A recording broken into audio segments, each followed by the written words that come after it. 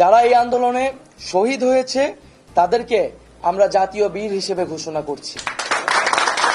এবং এছাড়াও যারা এই ফ্যাসিস্ট রেজিমে গত কয়েক বছরে শহীদ হয়েছেন তাদেরকেও আমরা আজকের এই দিনে স্মরণ করছি। এবং আমরা বলেছিলাম যে শেখ হাসিনার পদত্যাগই কিন্তু একমাত্র সমাধান হবে না।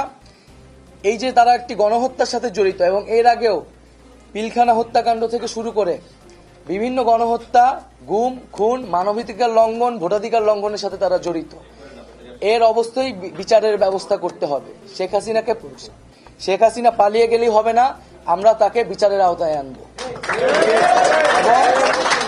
এবং শুধু ফ্যাসিবাদ, যারা ফ্যাসিজমে সরাসরি সহায়তা করেছে এবং তাদের সমর্থক, তাদেরকে বিচারের আওতায় আনা হবে। এবং আমরা বলতে চাচ্ছি যে অভ্যুত্থানকারী ছাত্র নাগরিকের সমর্থিত বা প্রস্তাবিত সরকার ছাড়া আমরা কিন্তু আর কোনো ধরনের সরকারকে সমর্থন করব না। সেটা সেনা সমর্থিত সরকার হতে পারে বা জরুরি অবস্থা দিয়ে রাষ্ট্রপতি শাসিত সরকার হতে পারে। আমরা এই ধরনের কোন সরকারকে বিপ্লবী ছাত্র জনতা গ্রহণ করবে না। আমরা ঘোষণা করছি যে সকল আমাদের আন্দোলনের শিক্ষার্থী সমন্বয়ক ডাকসুর সভা সম্পাদক আক্তার হোসেনকে এখনো জেলে বন্দী করে রাখা হয়েছে, আমাদের সমন্বয়ক ইব্রাহিম নীরব সহ সারা দেশেই বিভিন্ন সমন্বয়ক, আন্দোলনকারী এবং নিরপরাধ ব্যক্তিদের গ্রেফতার করে রাখা হয়েছে কারাগারে।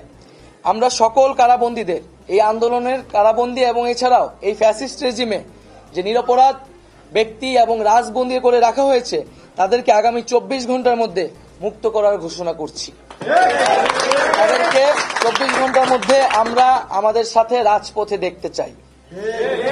এবং আমরা মুক্তিকামী ছাত্র জনতার প্রতি আহ্বান রাখছি যে তারা যাতে আমাদের কাছ থেকে যে 24 ঘন্টার মধ্যে আমরা যে চূড়ান্ত সরকারের রূপরেখা দিব তা ঘোষণার আগ পর্যন্ত তারা যাতে রাজপথে অবস্থান করে। এবং এক্ষেত্রে আমাদেরকে সতর্ক থাকতে হবে যে আন্দোলনের সুযোগে এখানে ফ্যাসিবাদের দোসররা এখনো নানান ধরনের অঘটন, নাশকতা, সহিংসতা করে এই আন্দোলনের ন্যায্যতাকে প্রশ্নবিদ্ধ করার চেষ্টা করে যেতে পারে।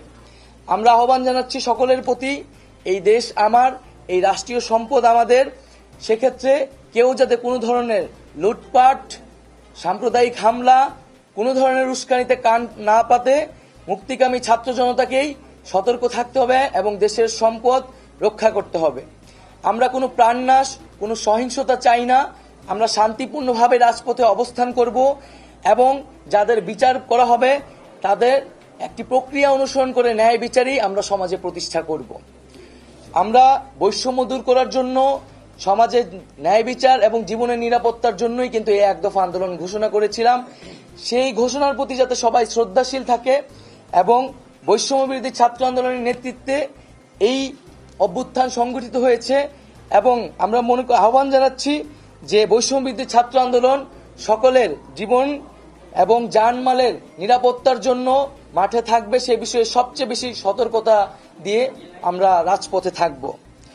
এবং আমরা আহ্বান জানাচ্ছি, আমরা ঘোষণা করছি যে যাতে বাংলাদেশে আমরা একটা ঐক্যবদ্ধভাবে এই গণঅভ্যুত্থানের গণঅভ্যুত্থানের মাধ্যমে সরকার পতন করেছি, আমাদের এখন ঐক্যবদ্ধ থাকতে হবে। এই ঐক্যবদ্ধ নষ্ট করে